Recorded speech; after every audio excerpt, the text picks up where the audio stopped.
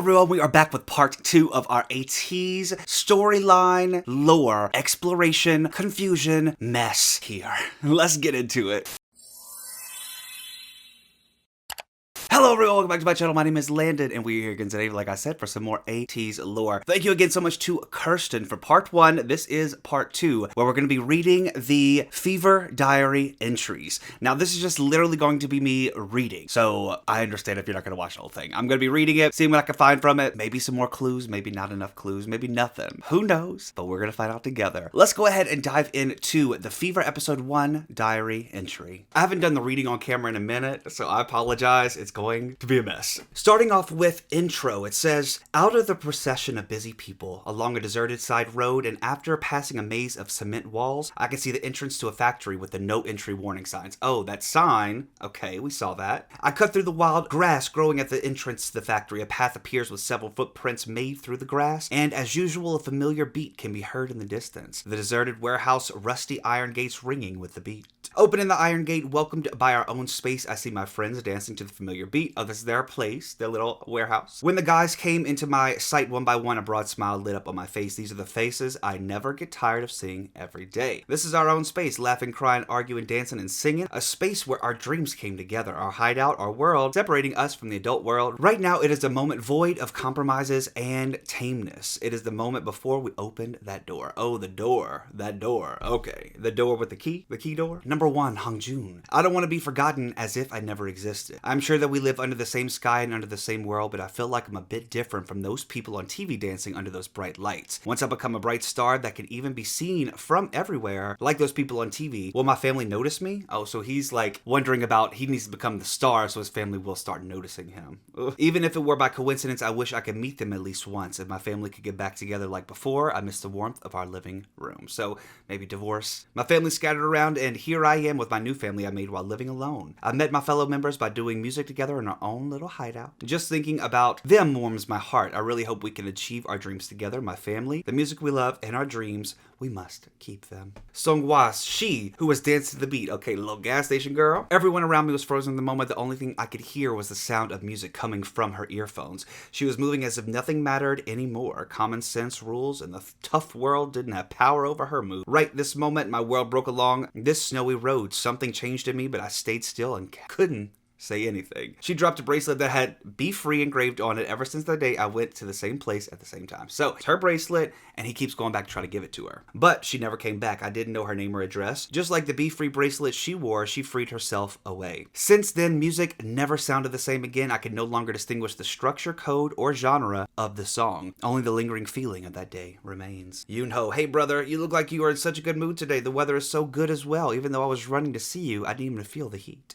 On days like this, we'd have gone to the Han River for some street performance, right? I'm getting a bit nostalgic. Oh brother, it has been a while since I took out that broken guitar. I wanted to get rid of it because it reminded me of the broken side of you, but since it's a guitar you cherish so much, I just left it out of sight because it seemed like you abandoned your dream. So did this brother like maybe pass away? You know brother, I have a friend like you on our team. His name is Helllllo. Oh, he is the kind of person I will go to when things get tough. He is a person I admire on both artistic and humane level. Thinking about it now, you both kind of look alike. I think you guys will get along together if you ever meet each other. You know, now I am laughing thanks to Helllllo and guys from the team. I avoid thinking about the painful memories and instead I am focusing on the dreams you couldn't achieve. I will make them happen. The boys and I will make them happen when the time comes. You must wake up from your long hibernation. I want to show you all of it. I'll be back tomorrow. Good night. What does long hibernation mean? Oh no, that's sad. Yo song, I was never too good with mechanics. It all started when I dismantled the speaker. Every time I felt stuffy, I would disassemble various appliances or instruments and then reassemble them back together. Okay, little inventor here. My parents had everything planned for me, doing the same routine at the same time. The only time I could go out of the cycle was when I disassembled and reassembled things. Thanks to this weird habit, I met the guys. That day, that shabby warehouse, a bunch of guys I'd normally run away from asked me if I knew how to work a drone. This whole encounter was a bit strange. I actually was lost and wandering around. The sound of music is what brought me to that place. From that day on, I went out there every day. The best feeling was dancing to the music. Dancing was such mind-blowing activity. Even when I saw my parents' worried faces flashing before my eyes, I just couldn't stop. stopped. For the first time ever, I felt alive, hearts pounding like it would burst out, and this tingling feeling coming up from my fingertips started to take over. Was there a moment when I wanted something this bad? One by one, more children started to say my name. The path that only I walked with one other person became the paths to many. Slowly, the word I became ours. However, now I must leave the ours. If I back out, everything will be back to normal. The scattered members and stolen hideout. I'm sorry, guys. Okay, so Yosong can't handle it. He can't handle this new stuff. San, I was always laughing, but I always felt lonely. I just couldn't open up, or maybe I've never had the time to open up. Every time I got closer to someone, I had to move. It is happening again today, but this time it's a little different. Now I have friends to talk about my feelings. As soon as I saw them, I knew right off the bat,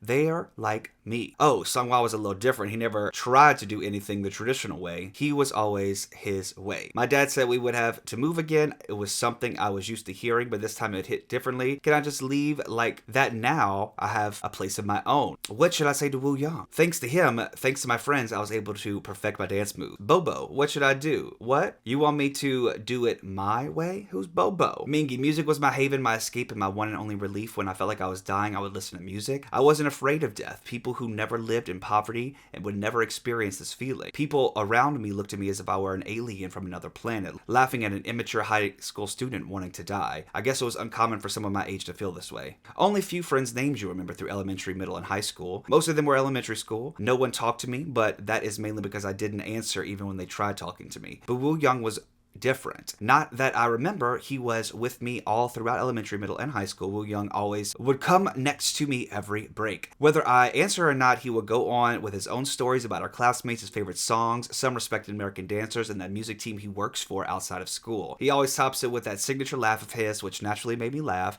Out of shyness, I started calling him Woo Ong, and that unique laugh of his, he was the first friend I ever opened up to. At some point, I started eating and spending most of my time with Woo Young. It was around that time too when I followed him to the hideout for the first time, the place where I could dream. They were friends who took me as I am. We cried, laughed, and made music together. They accepted me as who I am, regardless of where I live or who my parents were. I felt exuberant for the first time in my life, but now I'm getting scared. Can I really have this dream? Will it not be taken away from me? Woo Young, my mind has gone completely blank. Who am I? Where am I? I want to run away. Will I fail again? When I was practicing and dancing alone, I was pretty confident. My practice video on social media had reached over 100,000 views. Many people contacted me, and even big entertainment companies offered me to audition for them. But once I felt their look towards me, I couldn't move. I closed my eyes trying to escape, and then Sunghwa's voice popped into my head. Woo Young, before you start performing on stage, remember these 3 things. Everything will be okay. Believe in yourself. You can do it. He will be too nervous to remember these 3 things. What kind of psychology book did you read that? Yunho, are you making fun of Sunghwa again? But hey, Woo Young, believing in you is the key. Hongjun is always good at putting everything into perspective. A smile crept in my face. I felt their presence even though they were nowhere to be seen. I felt the energy back on my feet. I had a habit of constantly chatting to overcome stage fright, and I practiced laughing to hide my shyness. It was a defense mechanism of mine to focus. I didn't care even when others made fun of it, but that only lasts for a minute. Once I became aware of their scrutinizing eyes, my body was just froze. The first time I met Hongjun, Sunghwa, and Yunho were at street performances. I could see that they had something I didn't have, expressiveness beyond dance techniques and showmanship that captivated the audience. When I danced with them, I wasn't self-conscious and I was able to deliver my best performances. My legs are tense. The first step, the step that I was never able to do, the chain that was tying my body, was magically released. I haven't been in focus, I'm sorry. Jung-ho, I had it all planned, winning nationals, being player of the year and the youngest national basketball player. I had no plans in my life other than that one. On the first day of this injury, I was only thinking of quickly rehabilitating and getting back on the field, but now I can't play basketball anymore. Then, what do I do now? I can't do anything but basketball. Let me play basketball, I'll do anything, I begged the doctor, but it didn't work. I felt like I was drowning. No matter how hard I tried, I was still stuck on the exact spot. As the time went by, I just tried to keep myself from drowning, just barely holding up. Is it okay to live like this? I know I can't, but the moment I gave up playing basketball, everything inside of me was lifeless, as good as being dead. That lifeless look before Yunho grabbed my hand looked so much like me. My hand is throbbing from the pain. Mingi clearly saw the fist coming his way but didn't try to avoid it. His lifeless eyes were still haunting me. When Mingi said he would quit, that our dream was a luxury, and that the time we spent together meant meant nothing to him, I couldn't stand but to punch him. Okay, so that's where he got hit from. Funnily enough, it was a heartbreaking moment for me, but also the time I started to dream again. At that time, so that was him and Jong Ho fighting? God. Yeah, that was at the end when they were in the warehouse. At the time, I didn't know how to reach out to a lost Mingy. Where are we? Where should we go? Outro. Even though I lost my dream and family again, there was nothing I can do. Everyone left, and here I am, alone again. On a summer day when the hot and humid weather continued without a single drop of rain, we decided to go our separate ways. All that because our dream of being together had become like shackles that hold us down. The scorching sun melted away even our dreams of youth and made it disappear at the end of our feet. Problems were piling up like laundry that had been put off. Even if, not often, the promises we made were being pushed back day by day, and we forgot about each other. It was around that time I began seeing him in my dream. The man in the black fedora whose eyes you could only see through his mask, a somehow familiar but tired eyes. You lost your dream now because of the tough reality, because you guys decided to. Get rid of that idea the world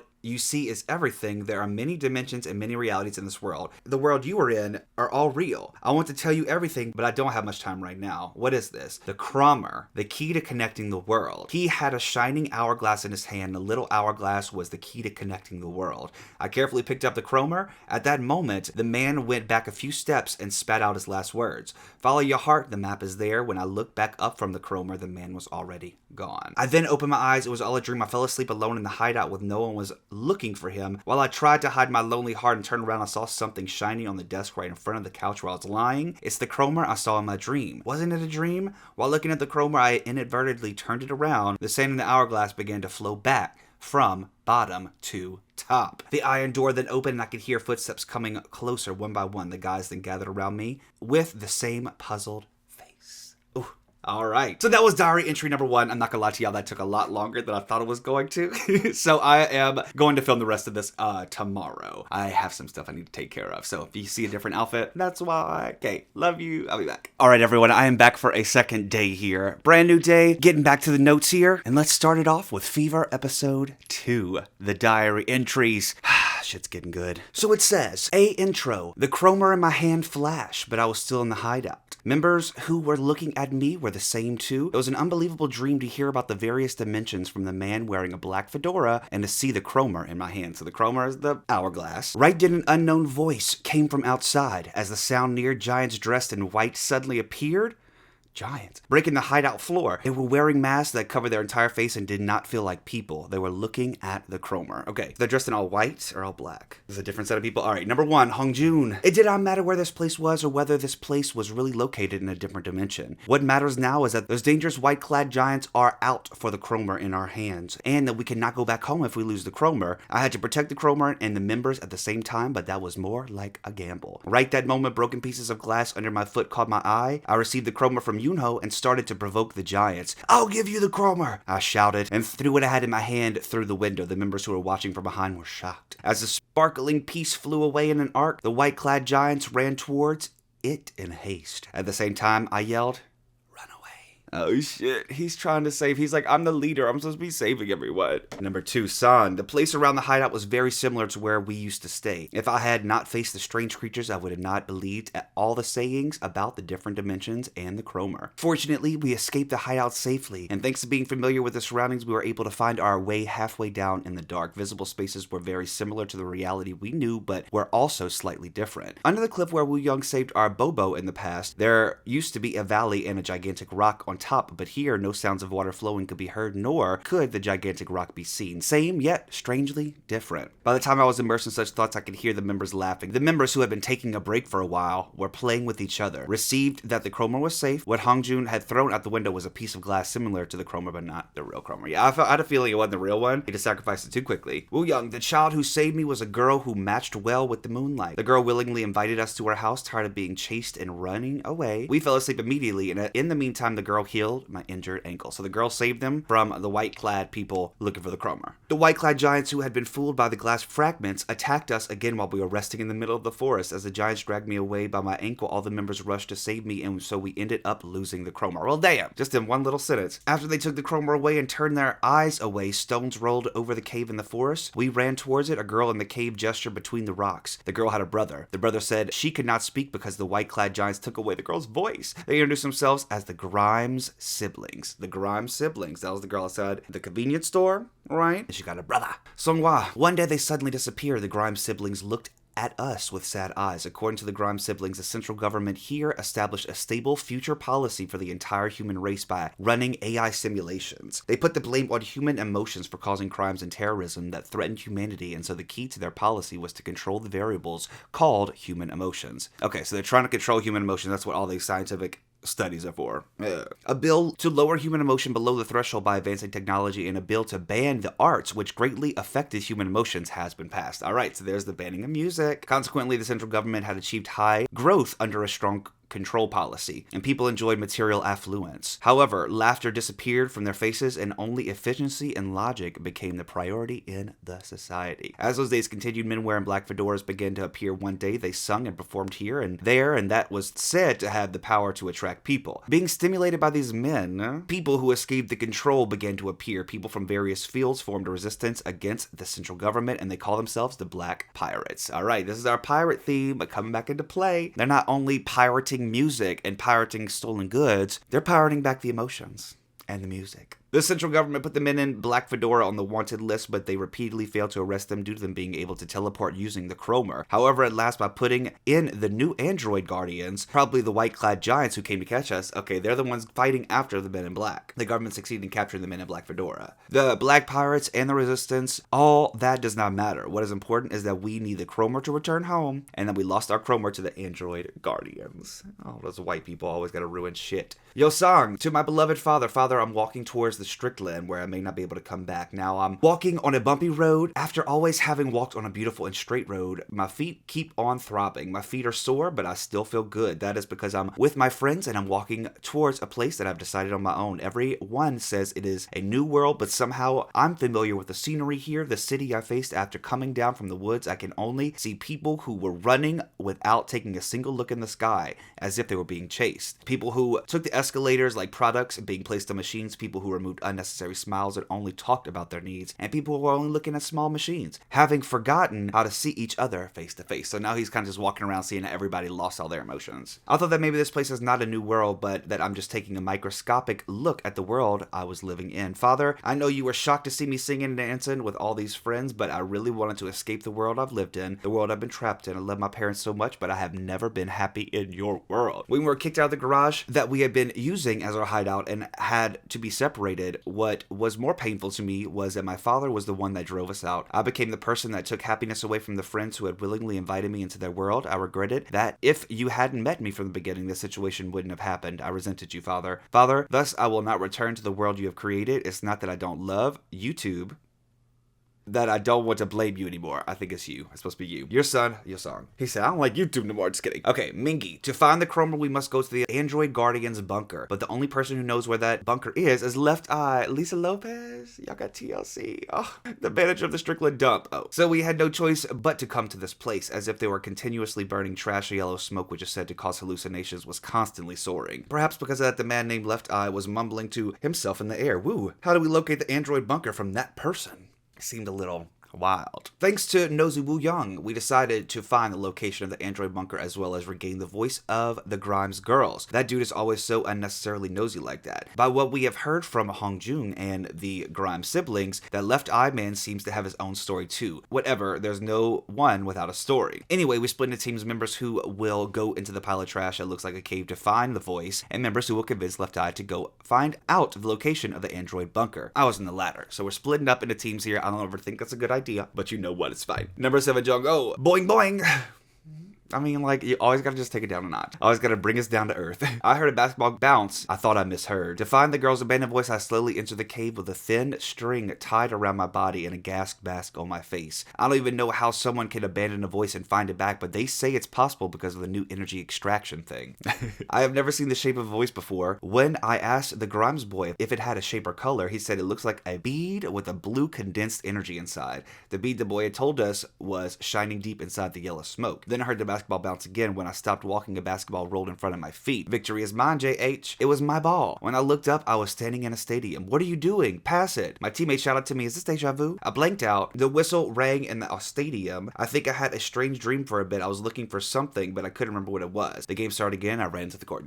How you got transported? You're looking for the voice. The voice, okay? It's supposed to be Ariana Grande here, looking for the voice. Number 8, Yoon-ho. Left Eye, who ran a small but unique branch shop after studying fashion design, was often disqualified from interviews at the fashion house due to his unfriendly appearance. However, he had great skills and was a warm person with passion until he lost his daughter. His daughter was hit by a speeding car while she was reaching out her hand to save a flower that had bloomed on the road. People thought moving forward quickly was more important than looking around. Even after seeing the child on the street after getting hit by the car, people were passing by, pretending not to have seen anything. During that time, the child slowly dies. Left Eye is said to have become furious and fallen into a despair when he had belatedly learned of this truth and has become a completely different person ever since. After losing his daughter, he met the illusion of his daughter while being intoxicated by the smoke that creates delusion at Strickland's camp. And while he was wandering around the camp dump, he was selected by the android Guardian to become a manager of Strickland. It reminded me of my brother, who the whole time I heard his story. I empathized with Left Eye's feeling a little bit. Left Eye reminded me of when I had lost my brother. Despite my original intentions to find out about the android bunker, I personally wanted to help him out as well. To do so, we had to lure him into a place where the smoke was not severe. We had to make him realize that the daughter he was looking for was not real, but just an illusion. I'm sorry, it's not real. Outro. The safety strap tied to Jungho's body stopped and no longer moved. Worried, Yosong went into the trash cave wearing the last remaining gas mask to find out about the situation. The game that caused Jungho's ankle injury was going on in front of his eyes. Jungho dismissed all of the things that had happened as mere illusion and deja vu and ran more fiercely to erase the disgrace of that past. Left Eye started to attack the members. Running away from Left Eye, who was chasing them, they secretly lured him into a smoke-free space. When his daughter's illusion appeared, he became even more furious. Everyone was unsure what to do, but then Yoon-ho shouted amidst the silence, "Your daughter is dead!" Oh god. Everyone looked at Yoon-ho in surprise. You're denying it because you don't want to believe it, but aren't you already aware of this truth? Yoon-ho accused him once again. I'll kill you. Left Eye let out a shriek and swung a big bat at Yoon-ho. Jungho! When Yosong had arrived, Jungho was intoxicated with illusion and was running fiercely towards the cliff. Oh my god. If this fake basketball game sent my baby off the cliff? We don't do none of that. Alright, we're about halfway through here. I'm sorry everyone. This is this video is just gonna be me reading for a solid hour. Alright, Fever Episode 3, Diary Entry. Intro. The fourth industrial revolution stimulated the advance of science and technology. It also brought an expansion of human lifespan to 200 years. As the human lifespan increased, so did the compulsory education. 40 years of education was required to learn basic knowledge and simple principles of living in this world. The central government desired to construct their own utopian society by using an AI system, thereby making it possible to remove and take control of every predictable variable. It succeeded in predicting all possible outcomes, allowing the government to completely take over, but of course there was one problem they could not solve: human emotions. By applying deep learning technology, the AI identified the new variable as a bug, cultivated a new market performed for estimating individual energy, which was known as something unpredictable, and trading it. As the government prohibited all kinds of art and exercised control over the new energy trading platform, sensitivity, emotion, and free will gradually faded away, and humanity fell to components for maintaining the world. So basically, they lost all their real will to live, and they just kind of here to make sure the world survives. Boring. We need more flash. We need more spice. Number 1, Jungho. We're starting with him today. A referee announced the restart of the game. My teammate intercepted the ball and passed it to me. Is he still on this cliff? With my great dribbling skill, I went across the court. I attempted my layup from the rival's blocking. The ball hung on the rim and then fell in. Yes, I've turned the game around. With excitement, I landed on my feet from the successful shot when all of a sudden the floor lay in front of my eyes. Have I sprained my ankle? My head dimmed out, but just before I crashed into the floor, someone grabbed my arm. Jungho! A familiar voice. One I've definitely heard before. Who could it be? As my eyes started to regain focus, the figure of the person holding my arm started to form. A doctor. The doctor seemed to think deeply before telling me about my ankle. It was somewhere along the lines that I had no problem living a normal life, but basketball would not be an option anymore. What all my colleagues could do was leaving me with my pitiful eyes. I freed myself from the doctor's strong hold of my arm and yelled at my colleagues as they were distancing, "Please take me with you. Please don't leave me here." I screamed at the top of my lungs desperately. Then again I hear it. Jungho, Choi Jungho. I could see faintly Yosong's vase behind the doctor's shoulders. He reached out his arm to hold me, which stopped me frantically moving. He raised my body up and put the gas mask from his face to mine. After inhaling it in and out a few times, I began began to see my surroundings more clearly. We were sitting at the end of a cliff. Speechless, I looked up at Yosong with the complete confusion. He held my hand and told me the Grimes girl found her voice back. Then, with a warm smile, he said, "Let's get out of here. Let's go." You know, the bat that Left Eye hit dodged me by an inch and smashed into an abandoned window. The broken pieces shattered into the air. I looked at him without a blink. He would only swing the bat even more recklessly. Everything that hit the bat shattered to nothing. I slowly walked towards him. I hear the members' voices trying to stop me, but a strange form of pity inside me. An unexplainable emotion on top of that led me to fearlessly to standing in front of him. Left Eye was still holding tight to his bat, but his pupils were shaking. It looked as if the hallucination was fading. "It's not your fault." With the drop of his bat, Left Eye fell into the floor like a lifeless toy. "You had no thoughts of harming anyone in the first place." He looked up with sorrowful eyes and began to let go of his tears. Together with the emotions he had locked up, he would have lived many days with the burden of guilt after his daughter died. What if I didn't send her there that day? What if I was there with her? What if? Looking at him felt like seeing me stripped of everything in front of a mirror. "Mingy, those boys will be able to save the Black Pirates." Sailing towards the android Guardian's bunker, I came out to the deck as the members fell asleep. I hear Grimes'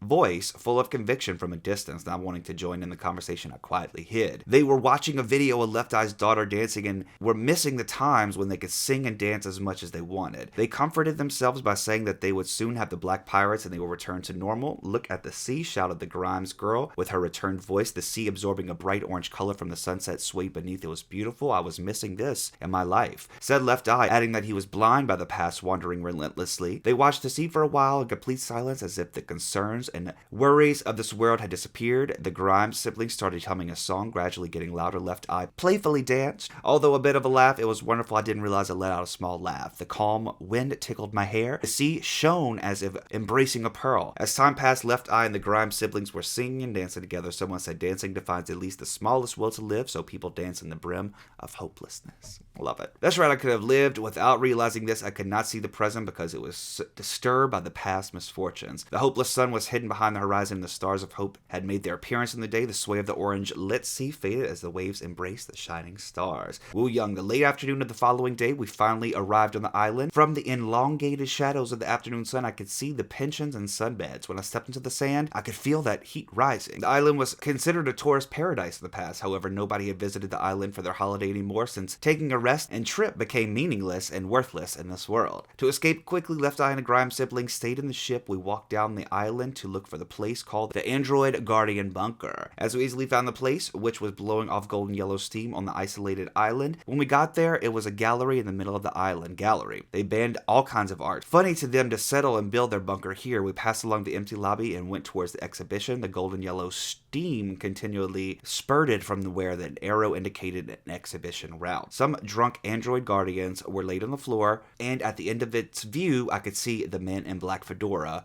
were in a glass prison. So we made it to the Android Guardian bunker, and this time we save the men in black, aka the Black Fedora men, aka the Black Pirates. Number 5, Hong Jun. There was a man at the end of the smoky road. To be more specific, they were there, the men in black fedora that we met in our dreams. One person was leaning on the wall, hardly on their feet, and my instinct said that I must save them. I threw myself at the glass wall and didn't move. I bumped into it again. The man finally heard the noise and saw me. "Finally, you're here," he said as he barely took off his mask. As I saw his face, I was in shock. He was me. The man had exactly the same face as mine, so we're discovering the doppelgangers now. Listen, when you called here in the midst of these strange incidents, I could only shake my head. We were captured here, and somebody has to do our work. You may have noticed it, the world needs to change. Why does it have to be us? Why do we share the same faces? I kept questioning him and tried to break the glass wall between us, but not even a small crack. I don't have enough time to tell you the whole story. We're going to be seen by the Guardians when the smoke fades. Do what I do. The man put out his hand on the glass wall and told us to copy him, so we put our hands like he did. We all face walls. Sometimes we think that our lives will be happier without walls, but that is not true. If we earn things easily, we can lose them easily. The man and I faced each other, and I felt some indescribable energy swirling near us. Regardless of this unbelievable reality, the men with the same faces as us, endless questions about the world and everything. Soon after, we were wearing their black suits without even noticing. Alright, we had a little Freaky Friday moment, and then it turned into each other. San, when I was dazed by the black suit thing, I heard the voice of a man who has the same face as Hong Jun from the other side of the wall. "You have to run before the smoke fades," he shouted. The android guardian was burning new energy in the center of the hall. It was people's memories. I picked up some of the memories that were not yet burnt from the floor. A memory of confessing love to my lover. A memory of walking my dog on the beach. A memory of my first trip with my friends. They were all valuable and unforgettable memories. These memories were the source to live live in hope. Android guardians were burning the hope of people, and they were drunk from the smoke. Oh shit, they're getting a buzz on my memory. I felt a surge of anger coming over me. All of a sudden, Seonghwa shouted, "I can't see your song, Seonghwa." After Yosong disappeared, we all were in panic and ran instantly to the lobby. Fortunately, Yosong had also ran to us from the opposite exhibition at the same time. With relief, we moved towards the exhibition. We looked back. Yosong threw a shining object. The object was the Cromer. Yay! It was just a short moment of celebration that we are soon going back home when the crowd of android guardians came up behind Yosong. The biggest guardian grabbed Yosong's neck. He threatened us, saying that if we do not hand over the Cromer, he would break Yosong's neck. Oh god. There was no way. While Hongjun, holding the Cromer, attempted to approach Yosong, the android guardians ordered not to come near and just to throw the Cromer from a distance. Don't hand it over. Once we give it to them, they will take us too, Yosong shouted. Oh. It was the worst situation for us. If we did not hand it over, Yosong would be in danger. If we just handed it over, everyone would be caught. We cannot let Yosong sacrifice for 7 members. What can I do? He's about to go. No. Hongjun seemed to have the same thought, looking at Yosong and us by turns. Hongjun began to speak about his decision. He said that he would throw the Cromer over to them if they would let Yosong go between us and them. Yosong, the android guardian, could get us whenever he wanted in this gallery. I don't doubt that. Is there any way to save myself and get the Cromer? No. These guys are everywhere. It was my fault. I should have been more careful. My friends would not have been scattered if I had not met them at first. Then we could have not been left in a weird and dangerous place. While regretting my careless behavior, I arrived in the middle of the guardians and my members. The android guardian shouted to Hongjun to pass the Cromer. I saw the Cromer in the hands of Hongjun. What do we know about the sand glass? I asked myself, and an answer popped in my head. It may be gambling, but there was no other way. Hongjun threw the Cromer at the guardian. The guardian darted through the air, and I quickly snatched and turned it. The android guardians seemed confused, and they immediately started to chase after me, so I smashed the Cromer. I felt it. And the glass broke down, and the sand splashed everywhere. I was being dragged away, and Hongjun tried to grab my hand. The light flashed. Outro. 1, 2, 3, 4, 5, 6, 7. San's quivering voice echoed in the heavy air of dawn. When we woke up, we were in the warehouse where our journey began, and everything was remaining the same. San could not believe that there were only 7 of them. He wiped his tears and tried to get himself together. Everyone was silent. They were only staring into each other's eyes. Jungho, Wooyoung, Mingi, Yunho, Seonghwa, Hongjun, and I, San reported. Lee shook his hand. He mumbled to count again and again with crying voice. Then he moaned. A shadow of despair fell on their face. What could have happened to Yosong? Like the Black Pirate, what if he's been... Wooyoung couldn't finish the sentence. A heavy silence filled the space and no one could answer his question. Hongjun stood up from the couch he opened and showed his hands full of blood and fragments of glass and dirty sand to the members. He dusted his hands off. Broken pieces fell down and down. We shouldn't have been there. Then nothing would have happened. Knock, knock. There was a knocking sound from the old door. Hard-faced Hongjun opened the door. Nobody was there. Something bumped to the door and fell on the floor. This is Yosong's drone. Who drove this here? Hongjun swept dirt from the drone and placed it at the top of the drawer. He stared at the light coming from the slightly open door. We surely felt it. Yosong is alive. So he didn't really have to sacrifice himself. Alright, the last one. Fever Epilogue Diary Entry. Intro. Saving humanity from the doom that's about to strike. A trio caught stealing a Mayan relic was revealed as Science Salvar, a new religious organization. The security arrested the trio red-handed. The trio were attempting to steal a Mayan relic from the Mayan civilization exhibition at the National Museum of Korea. Seoul Yongsan Police Station is investigating suspects A, B, and C for the crime attempt of special larceny. The trio are suspected of stealing the exhibited relic from the Time Dynasty of Prophecy at the Mayan civilization at 10:05 a.m. on the 10th. The reporter behind the case interviewed suspect A's crime motive. Suspect A said that I had tried to steal the relic to save humanity before they faced the world's end. It was later found that the trio were believers of the religion Science Salvar. It was suspected that the trio committed the crime under the influence of Henry Joe, the religious leader. Science Salvar is a new religion and was established in 1999 by a scientist named Henry Joe. The religion believes that the humans are the collection of energy and human concerns from the uncertain future can be resolved by science. Henry Joe frequently mentioned the Mayan relic shaped in the hourglass. In an official statement, Henry Joe also mentioned that the energy condensed inside of it would be the key to saving humanity. The Mayan relic, Henry Joe mentioned it, is an hourglass artifact that imitates the moon's movement. There are many speculations for the exact purpose of the artifact among experts. However, one clear established theory is that the relic, crafted through an uncommon metallurgy technique, was used for ceremonial purposes. Number 1, San. A week has passed since we came back without Yosong. We stayed at this place where android guardians do not exist before we left to that other dimension. The street and people all still looked the same as always, but the only thing that changed is the time zone. Simply put, we have returned to the past. This was the moment before we gathered at our agate, not too long before Yunho's older brother's car accident. We assumed that the time zone was twisted when the Chroma broke and Yunho was thrilled. Probably because his brother was brought back to life from the tragic accident. I can understand Yoon-ho, but deep down in my heart, I felt bitter against him. Whether we are in the past or present, one thing was clear. We may be alive, but Yosong isn't here with us. Since the chroma was broken, there's no way for us to be back there. We were hopelessly wasting time. Then Songhwa rushed and shouted, "This is the chroma, right?" He showed an article featuring the attempted robbery of the Mayan relic exhibited at the National Museum of Korea, the hourglass that captures the lunar movement. It was the chroma. Songhwa, if we think back to the broken chroma I got in my dream was from the man with the black fedora. It means the chroma was existing in their dimension. It would be possible that there is another chroma in the dimension. Let's find the chroma to find Yosong and put it back to the original place, Hongjun yelled. However, other members were against Hongjun's idea, saying it was dangerous and illegal. Whether it's illegal or illegal, what about Yosong? You were telling me that you want us to leave him there? If it were me in the past who was stuck up and scared to break the rules, I would have reacted the same as the other members when Hongjun suggested his idea. Maybe this made me even madder, but now I'm not the person who I used to be. Saving Yosong is my top priority. We decided not to be stuck in the past. When we left to another dimension, all we made up our mind, didn't we? We do know we are not in the present, so we must go back to make everything right. After giving some thought one by one, the members started to agree with stealing the chroma. As everyone was coming together, Yoon-ho quietly said, "I want to stay here. I can't leave, my brother."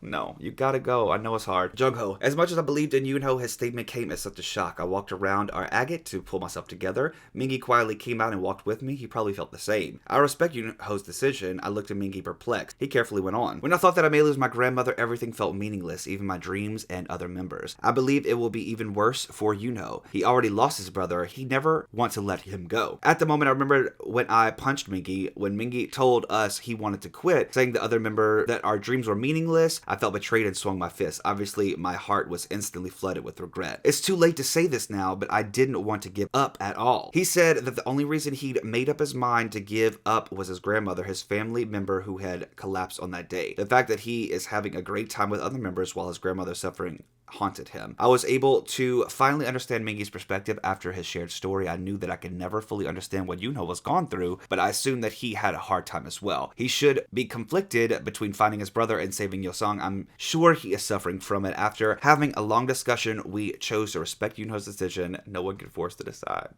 You know, everyone should be in front of the museum by now. Why am I so nervous? I'm sure everything is going to go as we planned. My brother scolded me for checking my phone every minute. Full of embarrassment, I put down my phone. I started to massage his left leg, telling me everything will be fine. You are so weird. You changed so much. Well, I like it a lot better when you were wandering around on your motorcycle, but I still can't get used to this sudden change in the last 2 weeks. I understood what he said. Well, I came back from the future. I think God gave you the perfect hands at the cost of giving legs that need a bit of help, I said. I imitated my brother playing the guitar as he gave me a curious look. He laughed out loud and asked me to massage his left leg harder. Since birth, he had a dysfunctional right leg, so my brother's left leg would always be swollen, doing as it is doing all the legwork. Well, if my legs were good, I would never imagine myself sitting here to play the right instrument. Maybe some deficiencies are a blessing in disguise, giving insight, right? He finished talking and turned on the TV in the corner of the room, and the headline news came out. It was about Helllllo, the leader of Science Savar, breaking into the National Museum of Korea to steal the Mayan relic with hundreds of Science Savar believers. Some boys who were trying to stop them from stealing the relic, and now they are held hostages. I jumped up. The hostages were my members. I took out my motorcycle key from the cabinet, yelled at my brother, "Stay inside. You must stay inside no matter what." Oh no, his brother. He's gonna choose the members and the brother's gonna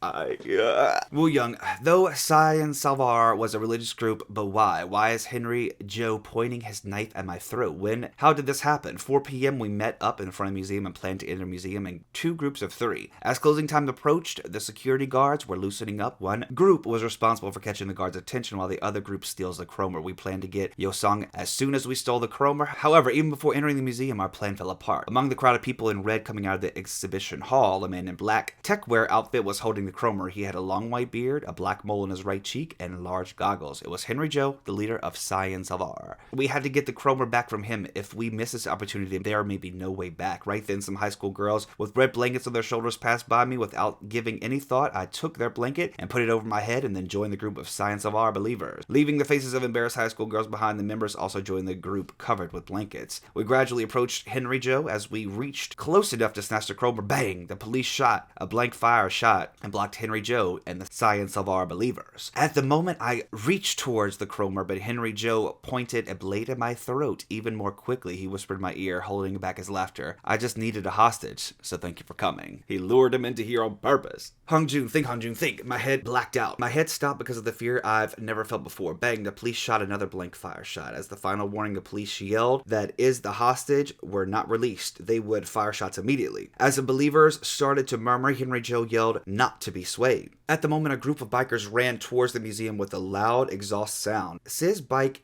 began to circle the crowd of science of R. The believers started to get nervous about the writer's unknown intention. Henry Joe shouted, but the motorcycles were too loud to hear anything. Then a familiar sticker caught my eye. ATEEZ, YH. It was Yunho. The other writers must be Yunho's friends. I intuitively knew Yunho's plan. As Henry Joe lost control over his believers, he torsioned towards the crowd. Wu Young! I wasn't sure if Wu Young had heard me or if he intuitively knew it was Yunho, but Wu Young snatched the Cromer and started to run. As soon as we ran out of the group of believers, Yunho and the writers seated us on their motorcycles and ramped up. We could see Henry Joe running away while the police were trying to control the believers. Yeah, we got it back, baby. Mingy, I knew you'd come back, I shouted the excitement behind Yunho. As I was shouting with joy, I heard Hong-Jun saying, there's a car behind you. The 6 motorcycles suddenly turned the direction and everyone fell to the ground. The car coming to crush us was overpowered by its own momentum and flipped into the pedestrian walk, hitting the pedestrians. Yunho's eyes trembled as he saw the pedestrians lying on the ground. Oh shit. Brother! Oh shit. Yunho screamed as he ran to the pedestrian. It was Yunho's brother on the ground. He seemed like he was heading towards the museum after seeing Yunho's motorcycle in the news. Yunho's brother slowly opened his eyes and asked if it was 5:07 right now. I checked my phone and it was 5:07 p.m. He'd already said that I got hit by this car at 5:07 p.m. Yunho looked at his brother startled. His brother went on saying, sorry, I read your journal. On the desk, I knew something was going on, but you never told me what you were going through. He painfully continued breathing. It didn't make any sense, so I thought it was a lie. I guess it wasn't. We need to go to the hospital right now. Yunho wiped his tears and tried to pull his brother, but his brother grabbed his arm. Yunho held onto his brother's hand as if he'd never let his brother go. There's something I need to tell you. It wasn't your fault that I got injured back then, and even now, it wasn't your fault. So leave me in the past and move on with your own life. Yunho's weeping. His brother slowly patted Yunho's head. I love you, my brother. You know what I always say, right? You're doing your best just by going through your day. I was happy enough for the last 2 weeks. I appreciated. Then Yunho's brother passed out. Yunho put his head down on his brother's chest and wailed. Henry Joe stumbled out of the driver's seat of the overturned car. Blood was running down on Henry Joe's face because of his head injury. Henry Joe stared at the Cromer in Wu Young's hand. He then began to run towards Wu Young with a knife. Yunho quickly threw his fist at Henry Joe and yelled, turn the Cromer! Henry Joe snatched the knife that he dropped when he fell down. Hurry up! Hurry! Right at that moment when Henry Joe was raging towards us, Wu Young turned the Cromer. Alright, we're going back. We're going back now. Yo, Sung, how long have I been on this glass room? It felt like an eternity being in this tube without any light. I found the whole light of resistances who revolted against the government, standing in front of the glass room with their biological energy stolen. Android guardians covered them with black fabrics. Maybe they did not want to see the undead resistances. The worst part was that the Grimes siblings were among the covered resistances. The Grimes siblings and Left Eye ran into the art museum after seeing the light that the Cromer had emitted when it shattered. Left Eye was able to escape the bunker, but he lost his right arm. The Grimes siblings got caught and lost their biological energies. I don't know how much time has passed. The pain was so great that I desired to lose my emotions instead. I wish the Guardians would have just killed me. When my train of thoughts went that far, I heard a trumpet sound somewhere. The Guardians surveilling me busted out. I heard beating and moaning inside. I started beating at the glass tube without even knowing. Somebody, please get me out of here, please. The light that I hadn't seen for ages slid in when the door opened. Men in black fedoras were fighting with android guardians behind the open door. Hey, Yosong, I heard a warm voice calling my name. A guy came near my glass room and pulled down his mask. Tears of release burst out of my eyes. It was Sung. Wow. So he's getting out now too. So he's alive. He was taken, but now he's getting taken back. They got the Cromer. They're turning back time. All right, let's read this outro. The underground hideout of the resistance organization, Black Pirates. A signal came from the small machine. A one-armed man rushed in and sat down in front of the old machine. The one-armed man held up a pen to write down his codes. It was Left Eye. After suffering from another loss, he looked rather fragile. Beep, beep, beep, beep, beep, beep, beep, beep, beep, beep, beep, beep, beep, beep. Left Eye interpreted the Morse code he wrote down. The light of hope spread on his face gradually. Left Eye turned to the people and shouted, "They're back! They came back!" The cheers of Black Pirate echoed in the underground hideout. The messy handwriting of Left Eye on the paper reads, "Say my name, ATEEZ. Say my name, say my name, say my name." Yes. Okay, so they're back. We're loaded up, and now we see where the Black Pirates have come from. All right, everyone. Thank you so much for hanging out with me. If you made it this far through the reading of like an hour-long reading here, but I really enjoy getting deep into the story. Thank you again so much to Kirsten for this request and compiling all this for me. I hope that you enjoyed it as well. I'll be back soon with part 3 where we get some more videos. But until then, remember, I love you. Bye.